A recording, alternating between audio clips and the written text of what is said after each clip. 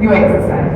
This age group, I think, mostly exercises, but not really looks into the eating habits, right? Am I right in saying that? That most people here don't really look into what to eat and what, that's besides the point. But exercise has got on. So I'll just tell you the impact of exercise and diet on human health. Yeah, go ahead. So this is in reference with the stress thing you. Yes. So about a year ago, I came up with, like I read about this concept called anti-facility, where basically it says that like if you stress your body, you are going to be more healthy. But unfortunately, the writer was not a doctor. So I would like to have your opinion. If you stress your body, you will be more healthy.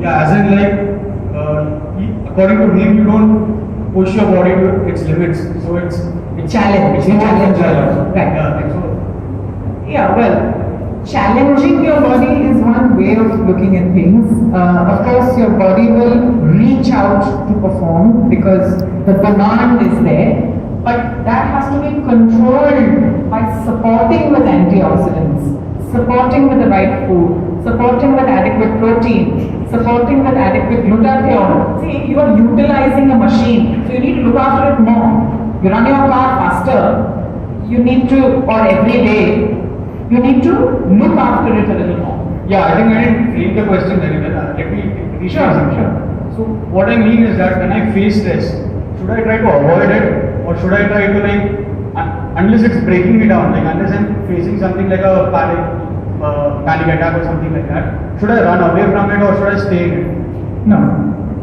No one can avoid or run away because you won't be in that wisdom of doing any of that because you are the person in the picture. You can't see the picture because you're in the frame, right?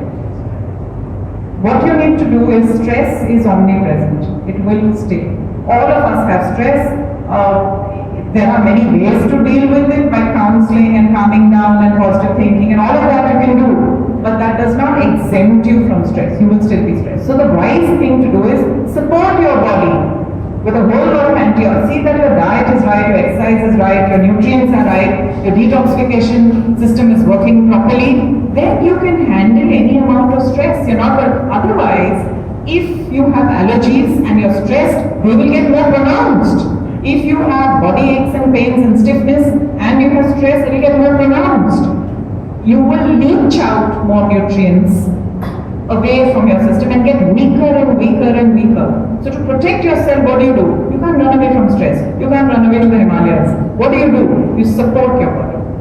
Support with the right diet, right exercise, sleep on time, take your antioxidants, take your sulfur-rich foods, your raw juices, your vitamins and minerals. So for this, you may need professional help or you may just need to, read up and you should be able to do it. Thank you so much. All right. Yeah.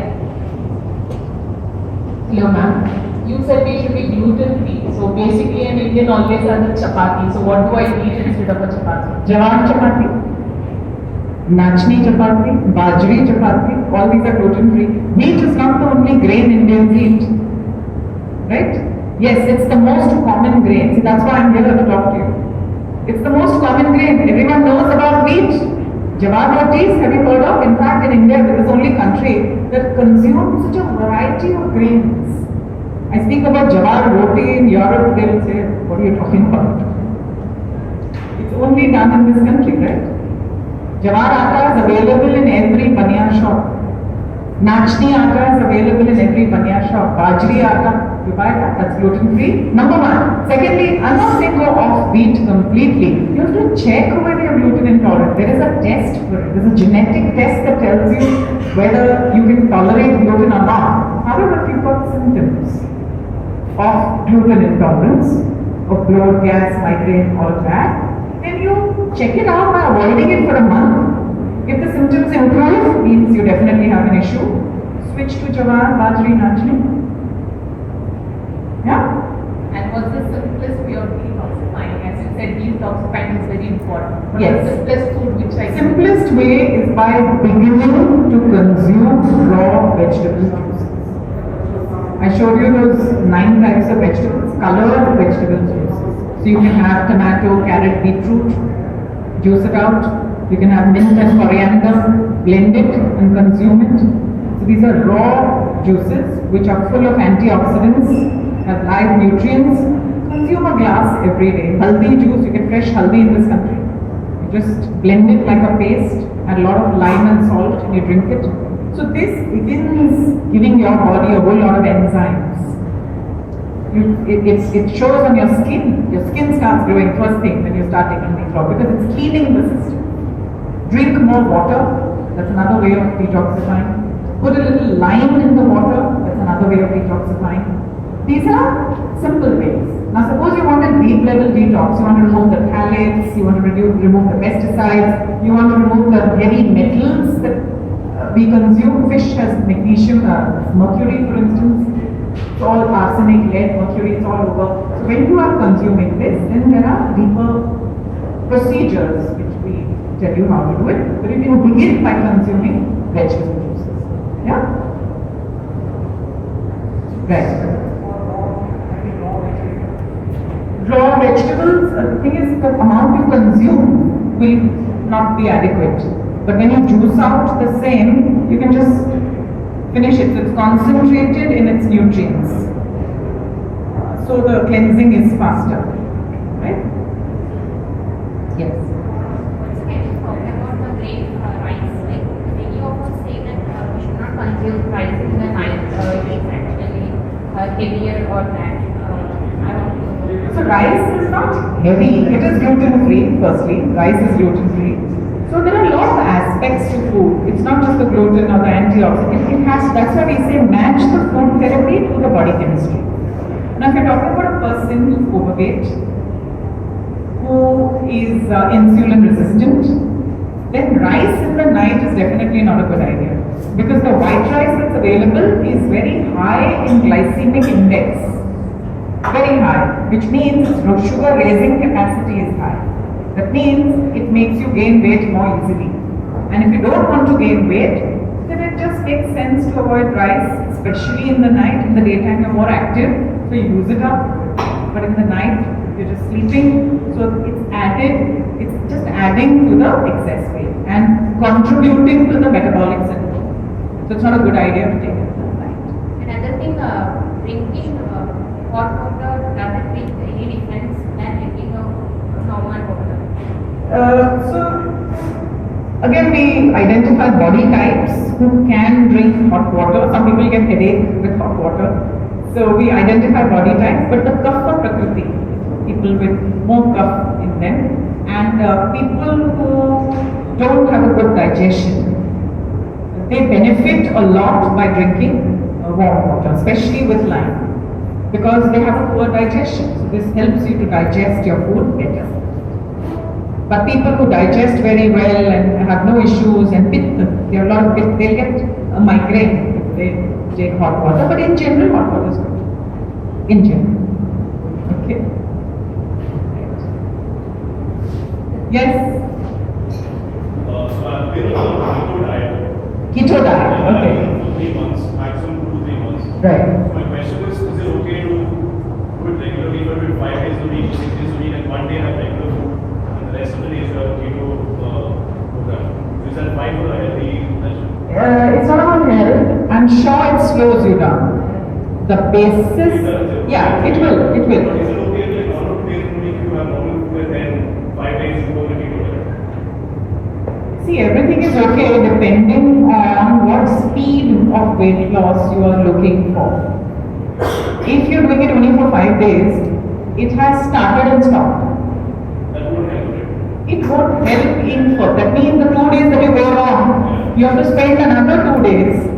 Frankly, it takes about 7 days to get into ketosis. Not even 2, it takes 7 days.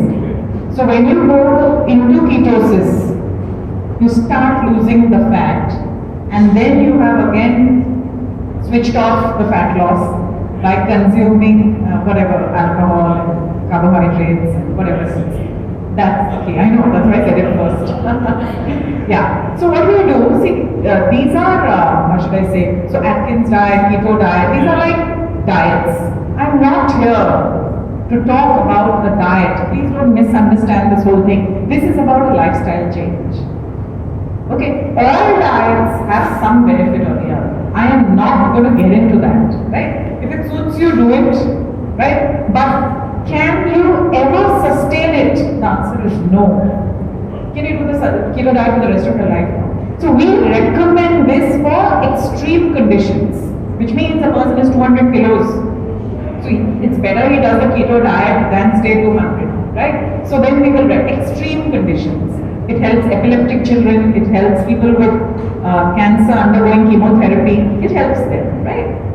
So it is a therapeutic diet. It has its benefits, but I don't advocate it for simple weight loss, which is just a day-to-day weight loss.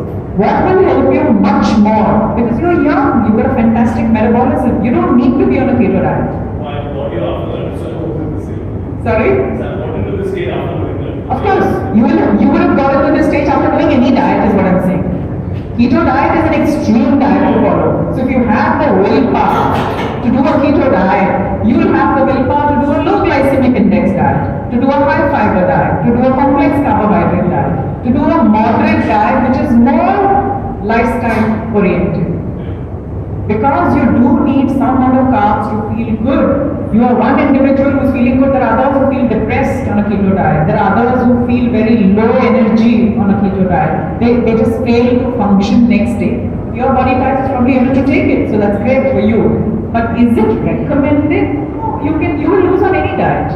Because you're young and I don't see any issues that you look fit. Great.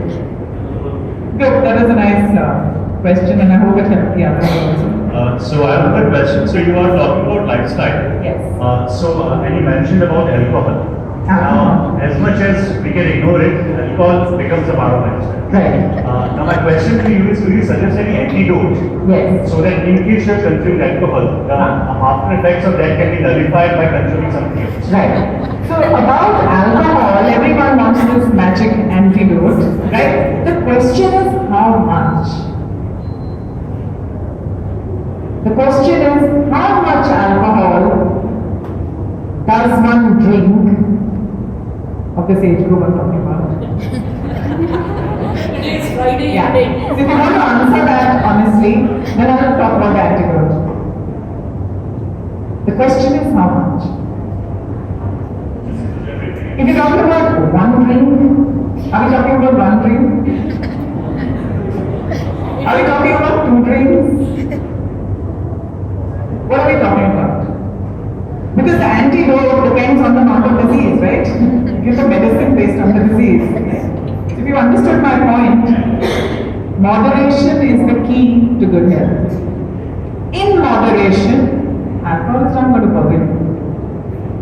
A couple of drinks is okay. The point is that people consume alcohol in a very uncontrolled manner over weekends and there is no upper limit to it, then what is the antidote?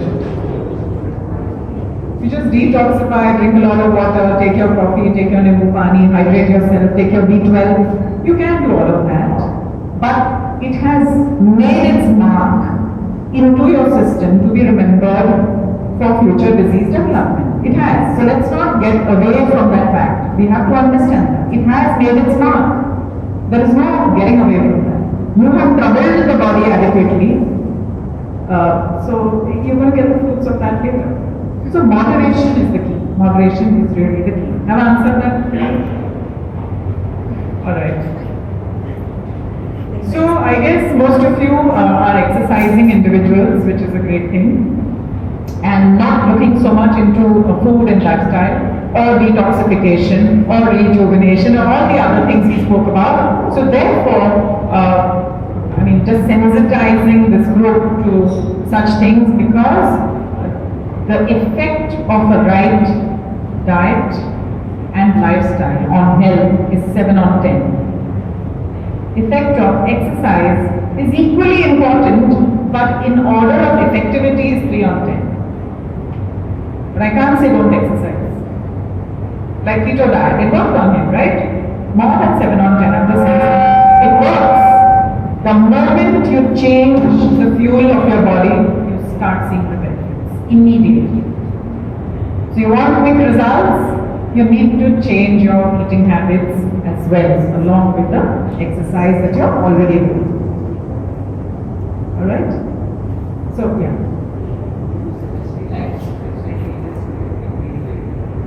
To increase weight. Okay? Increase. Yeah. So we first figure out why I'm not gaining weight on a normal diet. So we do a case history and we figure out as to what are the blockages. Why are you not gaining weight with your current food plan? And then we change the eating habits. I'll need to ask you about 30 questions before we answer that. And we add the adequate amount of protein, good fats, complex carbohydrates, frequency of meals, right? Adequate amount of high calorie foods and Ayurveda. When you do this combination, slowly the body starts gaining weight. Also your stress levels, as to why you're not gaining your hormones, things like that. Right? Yes. Yeah.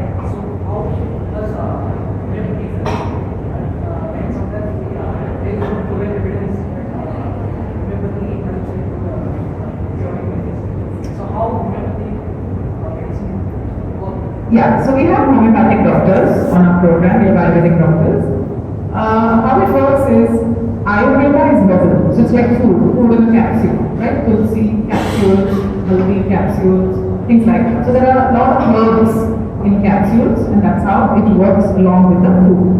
Homeopathy is nanomedicine. It works at the cellular level.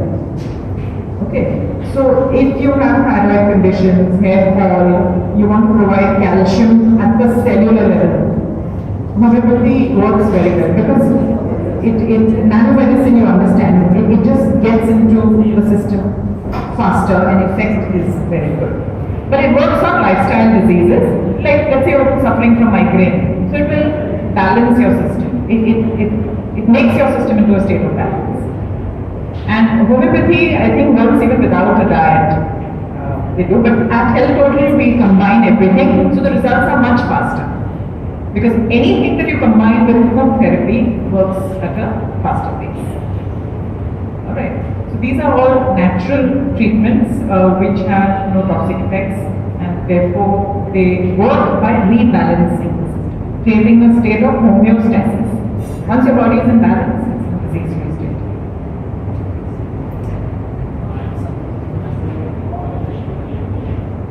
Sorry, can I just answer?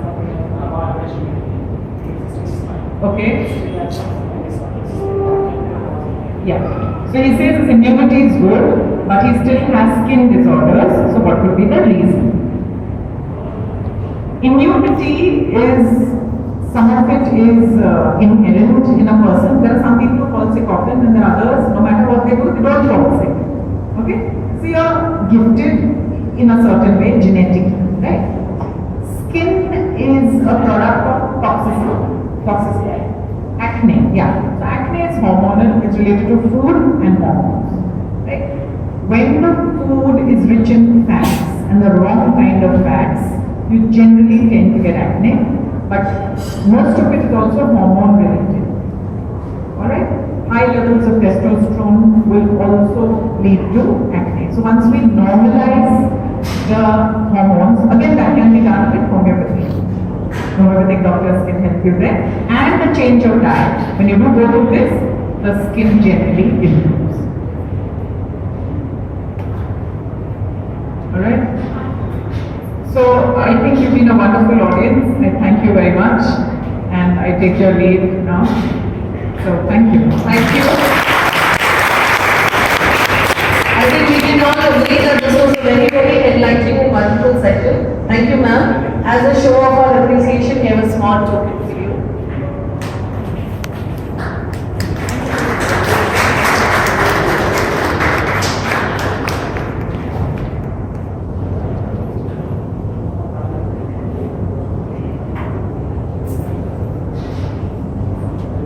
Any last words for us?